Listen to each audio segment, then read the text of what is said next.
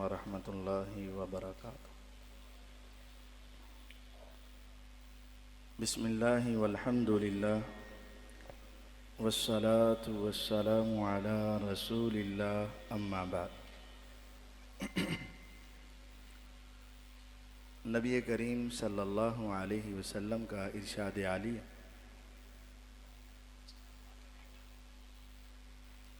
میرے بعد 30 کذاب دجال آئیں گے، وہ سب دعویٰ کریں گے کہ ہم نبی ہیں، وہ سب جھوٹے ہوں گے، حالانکہ میں آخری نبی ہوں، میرے بعد کوئی نبی نہیں۔ 30 کذاب نبوت کا دعویٰ کریں گے، اور ایک ان کا بڑا ہوگا دجال اکبر، جو کہ رب ہونے کا دعویٰ کرے گا۔ وہ کون ہے، کہاں ہے، کب آئے گا، کیا کرے گا، اس سے کیسے بچنا ہے، یہ معلومات ہر مسلمان کے پاس ہونا ضروری ہے۔ فرمایا جس وقت منبر و محراب سے دجال کا ذکر ختم ہو جائے گا، سمجھ لینا کہ وہ دجال تمہارے قریب آ چکا ہے۔ اور آج دیکھ لے، آپ نے بہت درس سنے، نماز سنی، روزہ سنا، زکوٰۃ سنی، حج سنا، صدقہ سنا، خیرات سنا، لیکن دجال نہیں سنا۔ اس کا مطلب ہے کہ اس کے آنے کا وقت قریب آ چکا ہے۔ کہاں ہے، کب آئے گا، کیسے آئے گا، یہ معلومات لینا ضروری ہے۔ رسول اللہ صلی اللہ علیہ وسلم نے فرمایا دجال، اس کی یہ دائیں آنکھ بند ہے، آپ کی آنکھوں میں کٹ ہے، اس کی آنکھ میں کٹ نہیں ہے، بند ہے، لیکن ابری ہے، کأنها عنبۃ طافیہ، جیسا کہ موٹا انگور اندر رکھ کے اوپر سے بند کر دی جائے۔ بائیں آنکھ، ناک اور آنکھ کے درمیان اس کا چمڑا بہت ابرا ہوا کہ اس آنکھ سے دیکھنا بھی مشکل ہے، بال انتہائی گنگریالے اور بہت بڑے، جسم بڑا طاقتور، قد آور، اس جیسا انسان تم نے کبھی نہیں دیکھا۔ رسول اللہ صلی اللہ علیہ وسلم فرماتے ہیں وہ آئے گا اور 40 دن میں پوری دنیا کا چکر لگائے گا، مشرق سے مغرب، شمال سے جنوب، پوری دنیا کا چکر لگائے گا سوائے مکہ اور مدینہ کے۔ لیکن اس کا پہلا دن 1 سال کے برابر لمبا ہوگا، دوسرا دن 1 مہینے کے برابر لمبا ہوگا، تیسرا دن 1 ہفتے کے برابر لمبا ہوگا، اور پھر عام دنوں کے اس طرح باقی ایام ہوں گے۔ صحابہ نے پوچھا اے اللہ کے رسول صلی اللہ علیہ وسلم، جو 1 دن سال کے برابر ہے، نمازیں کتنی پڑھنی ہیں؟ فرمایا اس روز تم نے اپنے وقت کا خیال رکھ کے اس 1 دن میں پورے سال کی نمازیں پڑھنی ہے، دوسرے دن میں مہینے کی نمازیں پڑھنی ہیں، تیسرے دن میں ہفتے کی نمازیں پڑھنی ہیں، اور پھر عام دنوں میں عام نمازیں پڑھنی۔ وہ آئے گا، ایک علاقے کے پاس جائے گا، دنیا سے کہے گا مجھے رب مانتے ہو؟ کہیں گے نہیں۔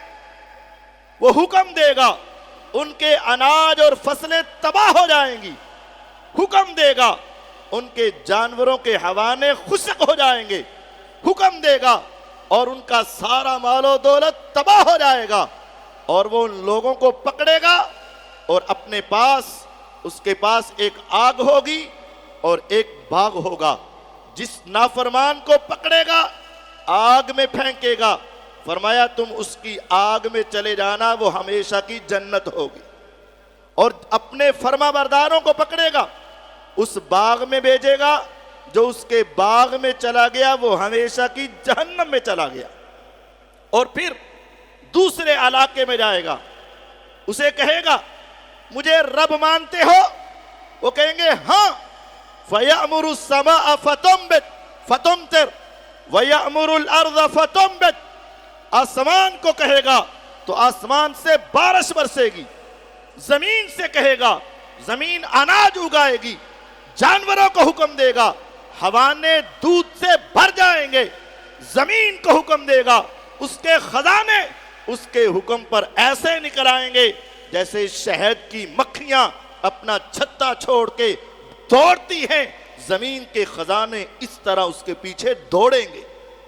اتنے اختیارات، تصور کیجئے آج یہ اسلام کا نام لینے والے مسلمان چند پیسوں کی خاطر اپنے ایمان کا سودا کرتے ہیں، آج گرین کارڈ لینے کے لیے اپنے ایمان کے سودے کرتے ہیں۔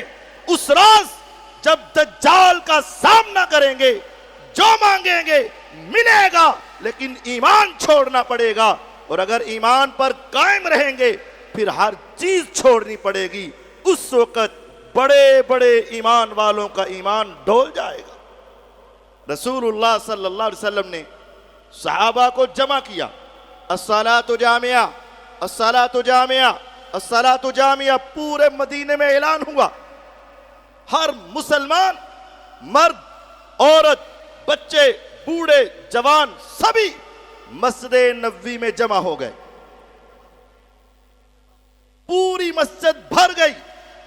صحیح مسلم کی حدیث ہے، میرے آقا علیہ السلام کھڑے ہوئے، کہا ما جمعتکم لرغبہ ولا لرہبہ، میں نے تمہیں آج درس دینے کے لیے نہیں بلایا، آج میں درس نہیں دوں گا، آج میری جگہ پر تمیم داری رضی اللہ عنہ یہ درس دیں گے۔ تمیم داری کون ہے؟ عیسائیوں کے بہت سمجھدار انسان تھے، حضور کئی مرتبہ ان کو دین کی دعوت دیتے ہیں، نہیں مانے۔ آج یہ میرے دروازے پر خود آئے، دروازہ کھٹکھٹایا، میں باہر آیا، کہتے ہیں حضور کلمہ پڑھا کر مسلمان کر لیں۔ میں نے کلمہ پڑھایا، مسلمان کیا۔ میں نے پوچھا تمیم کیا ہوا؟ میں کہتا تھا تو نہیں مانتا تھا، آج کیا ہوا کہ تو خود ہی میرے دروازے پر آ گیا؟ پھر تمیم نے مجھے ایک واقعہ سنایا، میں نے تمہیں یہاں جمع کیا ہے کہ تم وہ واقعہ اس کی زبان سے سن لو۔ حضور بیٹھ گئے، تمیم داری کھڑے ہو گئے، رسول اللہ صلی اللہ علیہ وسلم کا حکم مانا، صحابہ کو اپنا سچا واقعہ سنایا۔ صحیح مسلم میں یہ حدیث موجود ہے اور بڑے غور سے سننے والی ہے۔ تمیم داری کھڑے ہوئے، کہا ہم 20 افراد تجارت کی غرض سے اپنے علاقے سے نکلے، سمندر میں کشتی پر سوار ہوئے، ابھی کچھ دور ہی نکلے تھے، طوفان آئے، آندیاں چلی، ہوائیں آئیں، بادل گرجے اور سمندر کی موجیں ہمیں اپنے ساتھ لپیٹ کر لے گئیں۔ پورا 1 مہینہ 30 دن ہمیں نہیں علم ہم کہاں گئے، نہ جی پی ایس تھا، نہ ریڈار تھا، نہ رابطہ تھا، نہ واسطہ تھا، کسی سے کوئی رابطہ نہیں۔ پورے مہینے کے بعد ہمیں نہیں علم ہم کہاں پہنچے، ہوائیں کدھر لے گئیں اور طوفان اور موجیں کہاں لے گئیں۔ 1 مہینے کے بعد ہماری کشتی ایک جزیرے کے قریب جا کر رک گئی۔ ہو سکتا ہے وہ برمودا ٹرائی اینگل ہی ہو، اور ہو سکتا ہے وہ نہ ہو، اس کو تو رب ہی جانتے۔ کہتے ہم جلدی سے کشتی سے اترے اور ابھی ایک لکڑی کے پھٹے پر بیٹھے ہی تھے تو ہم گھبرا گئے۔ کیوں؟ ایک جانور نما انسان، عورت جو جانور کی طرح تھی، جسم پر اتنے بال کہ اس کا چہرہ بھی نظر نہ آئے، کمر بھی نظر نہ آئے، اس کی سیدھ کا علم نہ ہو، اس کے الٹے ہونے کا علم نہ ہو، نہیں پتا چل رہا تھا کدھر چہرہ ہے کدھر کمر ہے، کدھر سے آغاز ہے کدھر سے اختتام ہے، نہیں پتا چل رہا تھا۔ اس جانور نما عورت کو ہم نے دیکھا تو ہم گھبرا گئے۔ وہ ہمارے قریب چلتی آئی، ہم نے پوچھا من انتی، ارے تم کون؟ اس نے کہا انل جساسا، میرا نام جساسا ہے. اور پھر پوچھتی ہے تم کون؟ ہم خاموش. ہمارا ڈر اس وقت انتہا کو پہنچا جب اس نے ہمارے 20 میں سے ایک بندے کا نام لیا اور کہا چل، اندر ایک بندہ تمہاری ملاقات کا منتظر ہے. یعنی یوں کہا اے زاہد اٹھو، اور اندر ایک مرد تمہیں ملنا چاہتا ہے. ہم گھبرا گئے، کہاں ہم، کہاں یہ جزیرہ، کہاں عرب، اور کہاں یہ عورت؟ ہم نے زندگی میں اس کو نہیں دیکھا، اس نے ہمیں نہیں دیکھا، لیکن یہ ہمارے ناموں سے بھی واقف ہے. ہم ڈر گئے. لیکن اس نے کہا کہ اندر ایک شخص تمہیں ملنا چاہتا ہے. ہم 20 اٹھے اور اندر گئے. ما رأینا رجلا قط اعظم خلقا منہ. اندر کیا دیکھا؟ اتنا قدآور انسان زندگی میں ہم نے کبھی نہیں دیکھا. اور اس کے ہاتھ اس طرح اس کی گردن کے ساتھ جکڑے ہوئے، اور اس کے گھٹنے سے لے کر ٹخنے تک پوری پنڈلی بیڑیوں سے ڈھکی ہوئی، اور پورا وجود لوہے کی زنجیروں سے جکڑا ہوا. ہم نے زندگی میں کبھی اتنا مضبوط باندھا ہوا قیدی نہیں دیکھا تھا. جب اس نے ہمیں دیکھا خوشی کے مارے اچھلا، قریب تھا کہ وہ چھت سے جا ٹکراتا. اور پھر ہم سے پوچھنے لگا من انتم، ارے تم کون؟ ہم نے کہا تم کون؟ کہنے لگا میری چھوڑو، میں تمہیں اپنا پورا تعارف کرواؤں گا، لیکن پہلے تم بتاؤ تم کون؟ ہم نے کہا نحن من العرب، ہم عربی لوگ ہیں. کہنے لگا کچھ پوچھ لوں، سوال کر لوں؟ ہم نے کہا پوچھ. کہتا ہے مجھے بتاؤ بیسان کی کھجوروں کا کیا بنا؟ بیسان علاقہ ہے شام کا. حضور کے دور میں 5 ملک ایک ملک شام ہوتا تھا. اردن، لبنان، اسرائیل، فلسطین اور سیریا، ان 5 کے مجموعے کو اس وقت شام کہتے تھے. کہنے لگا بیسان کی کھجوروں کا کیا بنا؟ ہم نے کہا کیا مطلب؟ کہتا اس علاقے میں کھجوریں لگ گئی. ہم نے کہا لگ گئی. کہتا ہے پھل لگ گیا. ہم نے کہا لگ گیا. کہتا ہے کھجوریں پک گئی. ہم نے کہا پک گئی. کہتا ہے ایک ہو گئی. پھر پوچھتا ہے بحیرہ تبریہ کا کیا بنا؟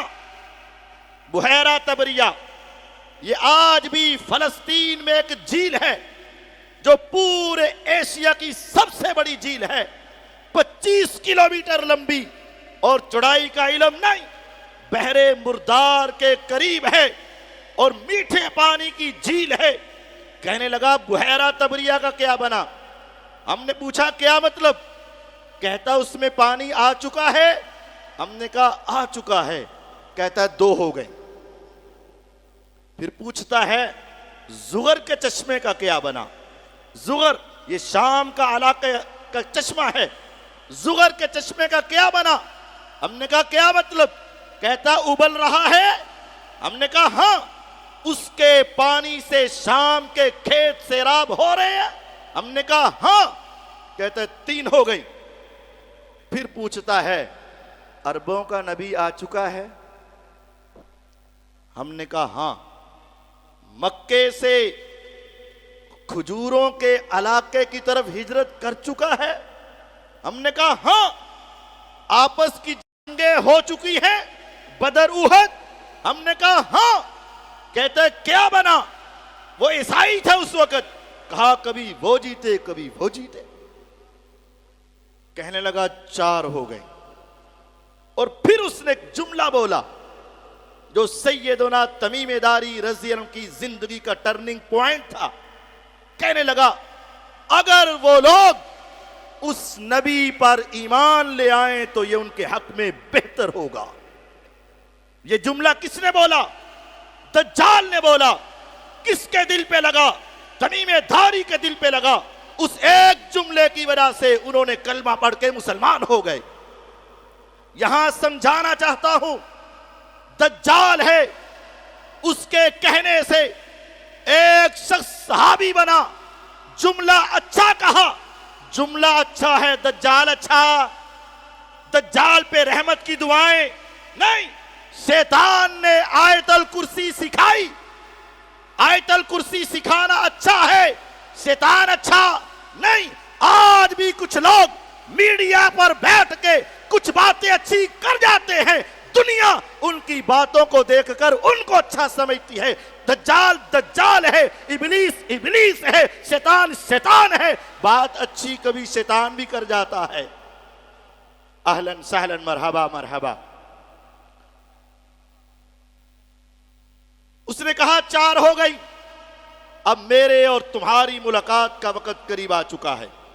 پھر اس نے اپنا تعارف کروایا, میں دجال بس آنے والا ہوں اور ساری دنیا کا چکر لگاؤں گا سوائے مکہ اور طیبہ کے, سوائے مکہ اور طیبہ کے. جب تمیم داری رضی اللہ عنہ نے یہ جملہ بولا طیبہ, تو پھر انہوں نے اپنا, حضور نے اپنا ہاتھ اس منبر پہ مارا, ہاذہ طیبہ ہاذہ طیبہ ہاذہ طیبہ. لوگو یہ مدینہ طیبہ ہے, یہ مدینہ طیبہ ہے, یہ مدینہ طیبہ ہے, یہاں دجال نہیں آ سکتا. مدینے کے 9 دروازے ہوں گے یا 7 دروازے ہوں گے, ہر دروازے پر 2 فرشتے ہوں گے. وہ دجال آنے کا ارادہ کرے گا, ان کے ہاتھ میں کوڑے ہوں گے, اسے کوڑے ماریں گے, وہ بھاگ جائے گا. مدینے سے باہر سفید رنگ کا ایک محل ہوگا, وہاں جا کے ٹھہر جائے گا. مدینے کے اندر زلزلہ آئے گا, 1 2 3 زلزلے آئیں گے, پورا مدینہ ہل کے رہ جائے گا. پورے مدینے سے جتنے منافق سب نکل کر دجال کی جھولی میں جا بیٹھیں گے, اور ایک بھی منافق مدینے میں نہیں رہے گا. 100% پیار مومن مدینے کو اپنی جائے پناہ بنائیں گے, نہیں نکلیں گے. سارے منافق نکل جائیں گے, اور یہ دجال وہاں دنیا کو یہ کہہ رہا ہوگا, بتاؤ زندگی کس کے اختیار میں, موت کس کے اختیار میں. دنیا کہے گی مارنا اور زندہ کرنا اللہ کے اختیار میں. وہ دنیا کو کہے گا یہ تو میرے اختیار میں ہے, میں زندہ بھی کرتا ہوں مارتا بھی ہوں, اور ان کو کر کے دکھائے گا. اور پھر مدینے سے ایک عالم عالم مدینے کا عالم نکلے گا, دجال کے پاس پہنچے گا, کہے گا تو دجال ہے, تیرے ماتھے پہ کافارا کافر لکھا ہوا ہے. وہ دنیا سے مخاطب ہوگا, ارے بتاؤ اگر میں اسے مار دوں اور دوبارہ زندہ کروں تب تو مجھے رب مانو گے؟ دنیا کہے گی ہاں. تصور کیجئے گا کتنی طاقت اس کے پاس ہے. تلوار لے گا, سر پہ رکھے گا, سر کے 2 ٹکڑے, چہرے کے 2 ٹکڑے, گردن کے 2 ٹکڑے, سینے کے 2 ٹکڑے, 2 حصوں میں کر کے اس عالم کو زمین پہ گرا دے گا. جسم تو تڑپے گا, خون تو نکلیں گے, فوارے تو چھوٹیں گے, تکلیف تو ہوگی, 2 حصوں میں وہ کٹ جائے گا. اور یہ دجال تکبر کے ساتھ ان کے درمیان میں گھومے گا, اور پھر کہے گا اگر اسے دوبارہ زندہ کر دوں تو دنیا کہے گی ہم تمہیں رب مانیں گے. کہے گا قم باذنی, کھڑا ہو جا میرے حکم سے. وہ دونوں حصے اس طرح ملیں گے اور وہ زندہ کھڑا ہو جائے گا. کہے گا اب تو رب مانتا ہے کہ نہیں؟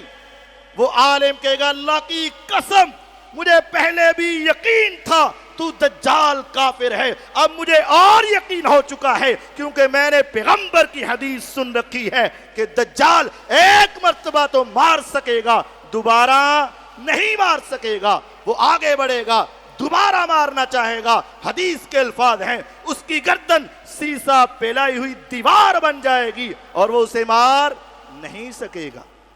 اب وہ لوگوں کی توجہ ہٹانے کے لیے کہے گا ارے چھوڑو اسے, کیا تم اپنے پیاروں سے ملنا چاہتے ہو، فوج شدگان سے ملنا چاہتے ہو؟ آؤ میں تمہاری قبروں سے تمہارے والدین کو زندہ کروں۔ لوگ کہیں گے ہاں میں چاہتا ہوں اپنے باپ کا چہرہ دیکھوں، میں چاہتا ہوں اپنی ماں سے ملاقات کروں، میں ان کے حالات پوچھوں۔ لے جائے گا قبرستان میں، حکم دے گا زمین کو، نکل اس قبر سے اس کے والدہ، نکل اس قبر سے اس کے والد، نکالے گا، نکلیں گے، لیکن وہ حقیقت میں ان کے والدین نہیں ہوں گے۔ وہ شیاطین، وہ جنات چہروں کو اوپر والدین کا چہرہ دھار کے، ان کا روپ دھار کے جنات قبروں سے نکلیں گے، گفتگو کریں گے، دنیا سمجھے گی کہ یہ ہمارے حقیقی والدین ہیں، لیکن حقیقی والدین نہیں۔ اتنے میں اب میں اپنی بات کو سمیٹتا ہوں، بات تو لمبی ہے۔